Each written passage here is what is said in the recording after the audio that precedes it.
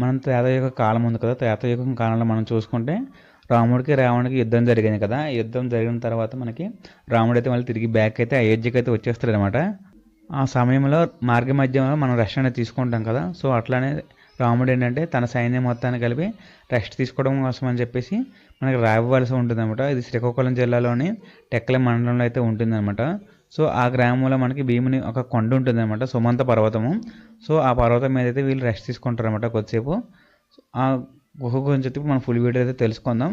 And ఇదే కాదు, మన శ్రీకాకుళం జిల్లాలో ఉన్నటువంటి హిడెన్ ప్లేసెస్ ఉంటాయి కదా, వాటి మీద కూడా నేను చాలా వీడియోస్ అనేది చేశాను అనమాట. సో ఎవరైనా సరే మన ఛానల్లోకి వెళ్ళి వాటిని అయితే విజిట్ చేయవచ్చు. అండ్ అదే కాదు, మన ఛానల్ యొక్క ఫుల్ వీడియో లింక్ అనేది మనకి బయోలో ఇస్తాను.